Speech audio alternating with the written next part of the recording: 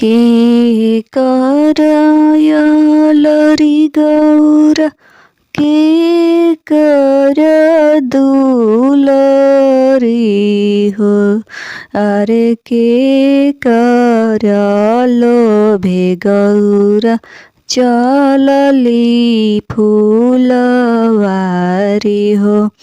अरे के कर लोभे गौरा चलली फूलवारी हो।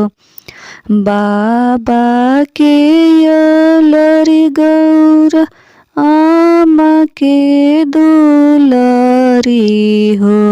अरे शिवजी के लोभे गौर चलली फूलवारी हो। अरे शिवजी के लोभे गौर चलली फूलवारी हो। फूल लोढ़े गईली गौर बाबा फूलवारी हो। अरे फूलवा लोढ़ी ये गौरा भरली चंगेली हो। अरे फूलवा लोढ़ी गौरा भरली चंगेली हो। बड़े बड़े फूलवा गौरा नैहर भेजवली।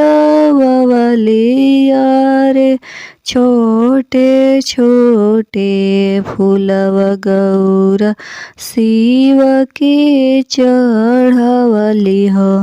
अरे छोटे छोटे फूलवा गौरा शिव के चढ़वली हो। इतना अनादर शिवजी सही न पवनी हो। अरे रूठी के चलिले शिवजी मालिन फूलवारी हो। अरे रूठी के चलिले शिवजी मालिन फूलवारी हो। शिव के ढूंढत गौरा बने बने भटके हो।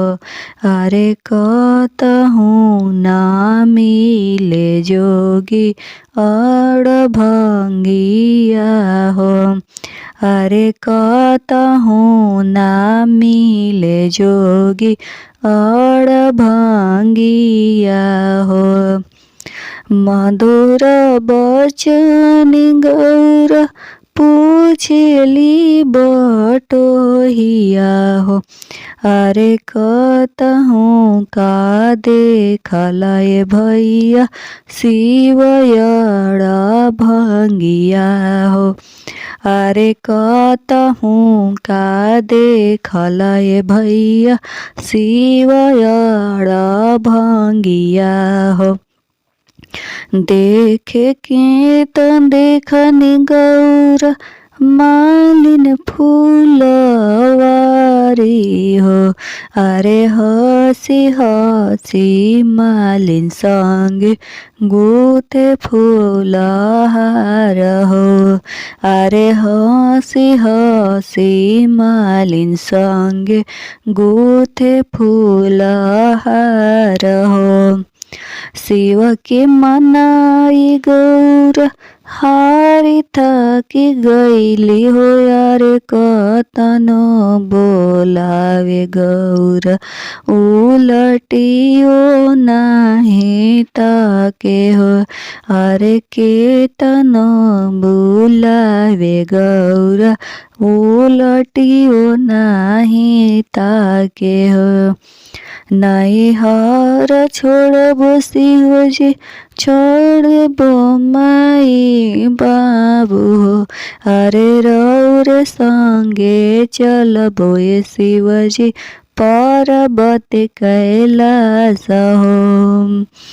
अरे रौरे संगे चलबो शिवजी पर्वत कैलाश हो।